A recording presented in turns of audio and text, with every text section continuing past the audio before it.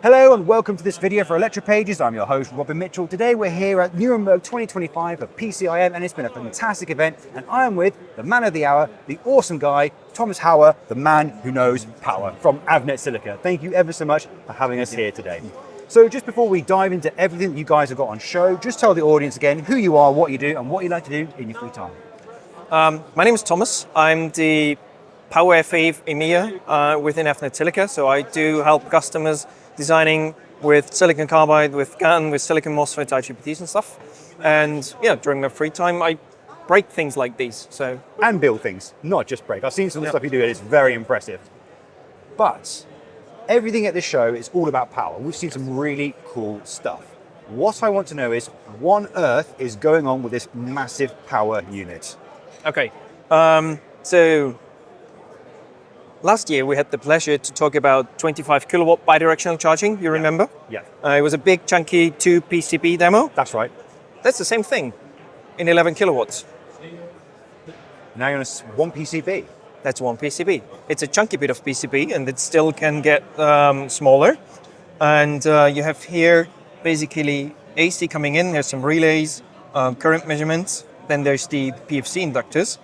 Here is gate driver PCBs, many of those. And here you can connect the transformer because it's a multi-purpose board, I would say. You can attach a transformer for dual active bridge and one for CLLC.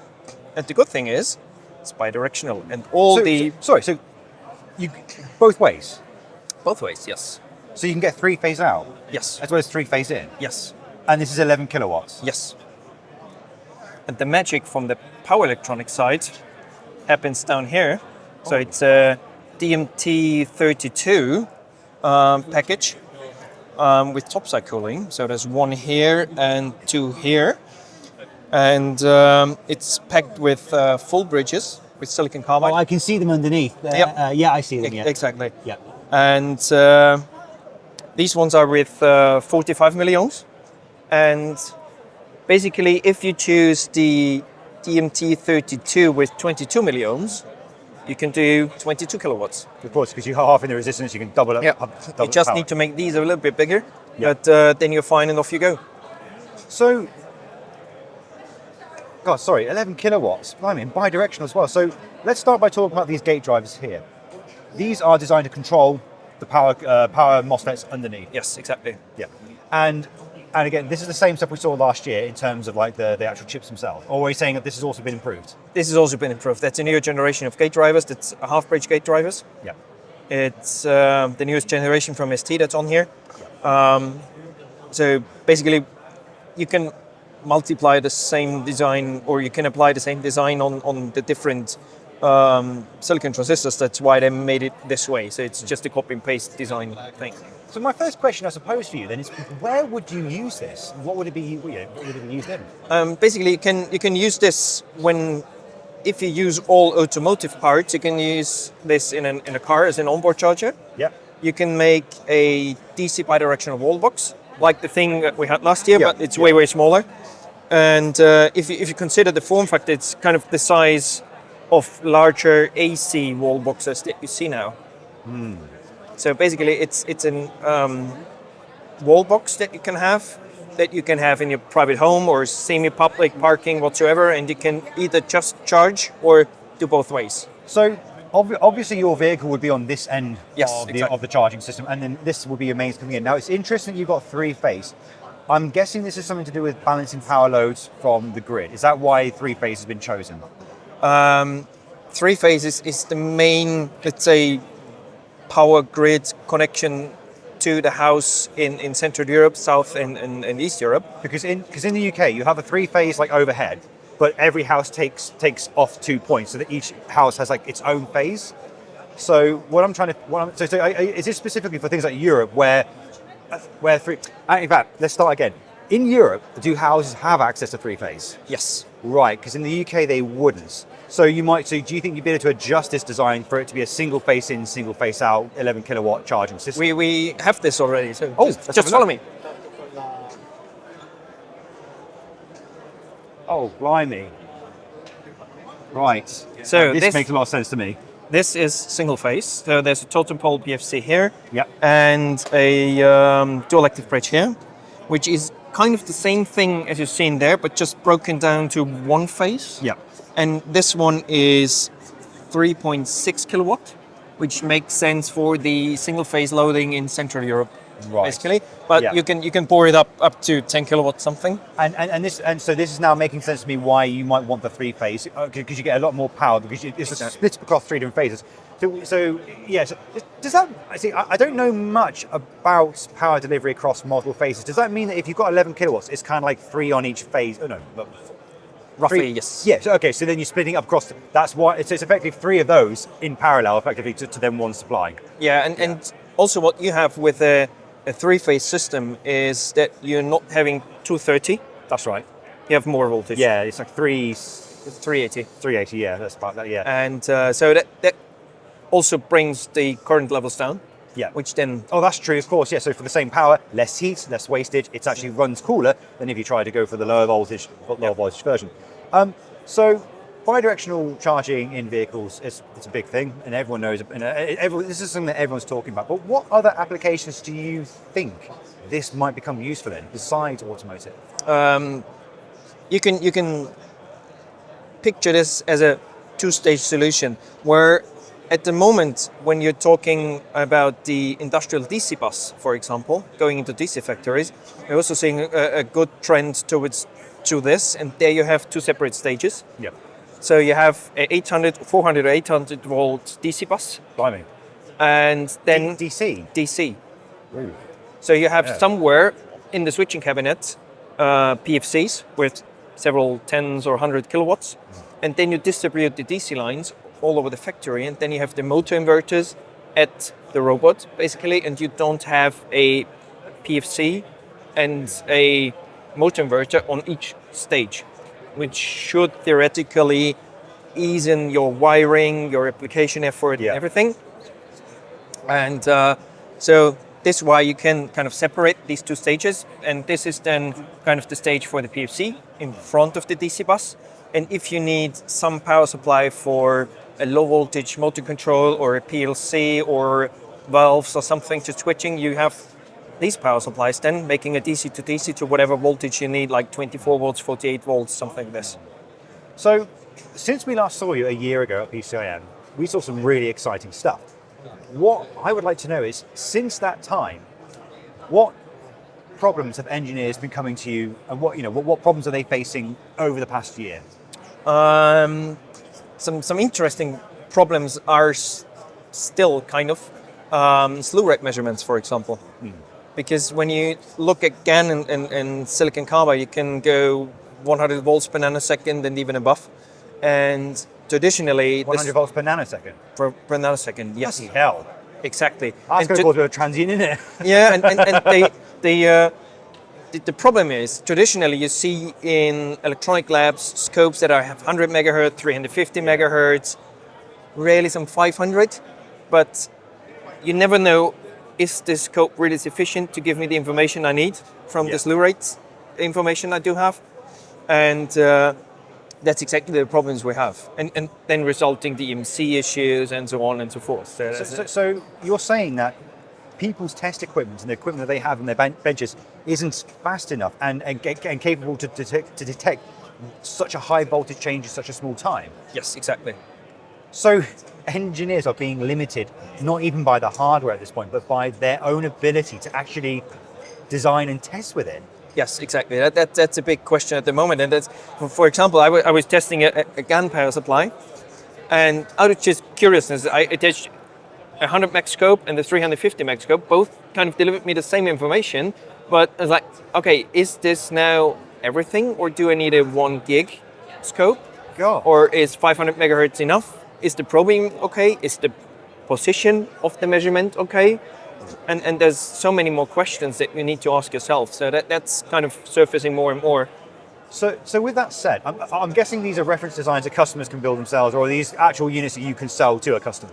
Yes, we can organize a build of these reference designs. They're very rarely, because mostly they are test mules for the in-house test lab of the suppliers. But we can get these out to customers and Because it seems to me that what this kind of implies is that customers who want to use the bleeding edge technologies of SiC, GaN, and all these sort of high-powered bidirectional systems, if they can't even test the systems themselves, it sounds like for the time being, this will be a great alternative for them so that they can get to using the technology without needing to try to invest in all the equipment to measure the technology in the first place. Basically, the idea behind is good and right, Yeah. but there's always some caveats to it. Because these eval kits, like that one there or this one here, they are not fully certified products. They're evaluation kits. Yes. I apologize. I thought they were completely. No. But having said that, for an evaluation kit, they look production ready. To be fair, they don't look like with all the jumpers and things coming off the side. They actually look like fully built units. But you're saying that would imply that they could get smaller. It could get smaller, yes. So how much smaller do you think you could get that design, considering that's an evaluation kit? Just another walk. Yeah, sure. Let's go have a look. There's always something exciting here. Oh, here we go. Oh, yes. Look at that. So how many kilowatts is this design? 4.5. So it was more than the demonstration had over there? Yes. That's the server. Can we just bring that over to the other? Yes. Because I've got to see this by comparison. This is a great example of just like how much smaller you can do it. Here we go. Look at this. And just to have a complete look, I mean, this is the DC-link capacitor, and what they did with the heatsink. Look. They cut the heat sink. Yes. Just to have it closer. Oh, wow. And save space. That's really, it's getting on the camera. So what they've done with the aluminium heatsink right there, that's cut so the capacitor can fit along the heatsink. So this is a 4.8 kilowatt, did you say? 4.5. 4.5, and this evaluation kit alone is less. That's 3.6. Yeah. And this one is 3.6 as well, but these two go together, and these ones are all incorporated here. Hold up a second. So this would effectively combine both of these units? Yeah. Into a single. Right, okay. Need I say more? So this is really interesting because I'm guessing a customer could take these reference evaluations and then construct their own design like this. And this is something that you guys basically just provide. Yes, exactly. And if you compare this to, this is a completely, as I would call it, horizontal design. This, here we have MOSFETs. Here we have a PCB with MOSFETs. There we have a vertical PCB. There we have a vertical one here. This one is also vertical. It's incredibly complex, isn't it? But that's how you get it compact. Yes. It's more of a 3D design challenge now. That is interesting because I've seen quite a number of things at PCIM this sort of week where I am seeing engineers, they're going away from the sort of the 2D flat sort of PCB space and they're trying to go vertical. So what kind of challenges do you think engineers will face when they do go vertical with their designs? You need to be very aware about mechanical constraints. You need to exactly 3D model all of your devices. Because at the end, this one is way easier in PCB design than that one. Well, you can manufacture straight onto one board and you can sort of just reflow it, but this one, you can't. You have to sort of slot it together. Exactly. And it still needs to be, this is a server power supply, so it needs to be built in a way that you can build 10,000 in a month or so. Every rack is going to have 2 of those at least. And then how many racks are going to be in a data center? 10,000 racks? I don't even know what the number is, but it's going to be a lot. So like you say, there's no point designing something like that if it takes ages to put it together. It has to be mass producible. So the challenge that engineers so not only are engineers struggling with testing these new technologies because the voltage transients are too high, then you've got to try and go 3D to make the design smaller, but then you've got to make it sort of mass producible. So it's amazing how the moment things like GaN and SiC have come into play, a whole bunch of new challenges have just come in from out of nowhere, and it has nothing to do with SiC or GaN in itself.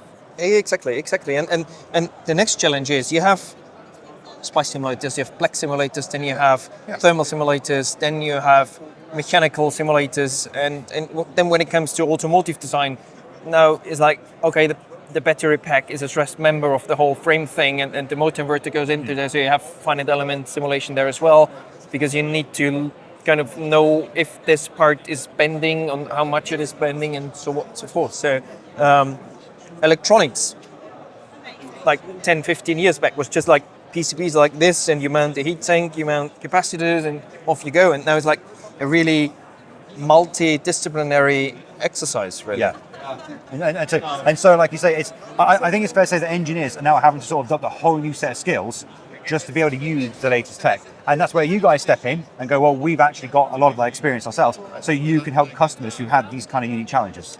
Exactly. And if the customer, so we're in kind of a consulting business, so we cannot build the stuff for customers. But you can help them sort of figure out the problems. We can help them, and we do have a network like our third parties. Yeah. And these third parties have knowledge in all kinds of directions. Yeah. So we just call them and say, look, I have a customer having problem X, Y, Z. Please bring them up, help them, and we can go into the production quicker. And of course, in that sort of in that relationship chain, because you've got a lot of respect and you carry the weight of sort of like a company who's well known for their power capabilities. When a customer wants to get involved or in contact with one of those third parties, because you're acting as an arbitrator, you sort of put your name on it, people will take it a lot more seriously, and so customers can get to those key people faster.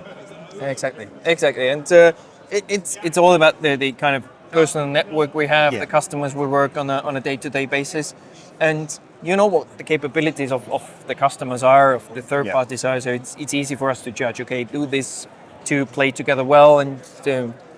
So, just a quick question about the efficiency. So this is a 4.5 kilowatts single phase supply, right? Yeah. What kind of efficiencies are we currently looking at for these types of power supplies? This is platinum server power supply ready, which is what, above 98%? 98%. So if it was compared to a typical off-the-shelf solution, what would you say that kind of gain would you say you're getting from this type of new tech? 1.5–2%, which might not sound like a lot, but if you scale it up to 10,000 racks and you look at the energy bill at the end of that, and then on top of that, it's not just a case of you've used less energy. It means you're producing less heat, which means less air conditioning, which means less energy, which means the whole thing. It's like a cycle. It honestly it just generates less heat and requires less power. But what I am quite interested in is where do you think this is going to go into the next PCIM? What do you think you guys are going to be bringing out next year? I think we will see more bidirectional GaN switches. That's at the moment kind of we see the first products coming out and the first applications being addressed. Yeah. But we will see more on that field in the low voltage GaN and the high voltage GaN section. We likely will see more battery disconnect switches with JFET and Cascode technologies. I think that's something we will see, and also higher voltage levels in silicon carbide. I think that does make sense, because I think people with cars, with EVs, they want to try and get up the voltage as much as they can to reduce the losses. And exactly, yes, but it's not purposely driven by EVs. It's more driven by solar inverters. Really? Yeah.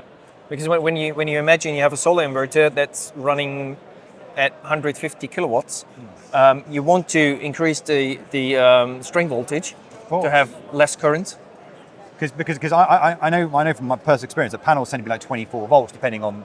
Yeah, somewhere 30-ish. It's not very high, but they can produce a lot of power for that low voltage, so the currents are huge. So you're actually saying that it's when you've got a large installation of solar panels, you want to basically minimize all losses, and if you're doing 150 kilowatts, you don't want 150 kiloamps going through your cable, so you really need to make sure it's like 1 amp. And so the challenge in that case, like you say, is you reckon people are going to try and bump that voltage up as high as possible. And so silicon carbide and GaN become the solution. Silicon carbide, especially with GaN, I'm more high frequency switching. That is high frequency switch, but still, I see the ceiling at the moment at 650. Yeah. At the moment, there are more in the science community investigations going on into going to 900 volts and even above, but that's really something in the science community happening now. And silicon carbide's already achieved that. It's already there. What's it at the moment? 1200, 1500, would you say? At the moment, it's 1200. There are 2200 volts already kind of there. And if those devices get into a solar array, that's doubling the voltage, halving the current, and in terms of losses, I imagine it's at least half the losses. So, which would be massive for something like for the renewable energy drive. So just before we wrap this video up, I've got one more question for you. For the audience who are watching this video, if they want to get involved with Avnet Silica Solutions, what would you recommend that they do? Send us an email, add us on LinkedIn, give us a message on LinkedIn, or visit us here in PCIM. Or find Thomas Hauer. Yeah, exactly. Fantastic. Thank you ever so much for having us today. Welcome.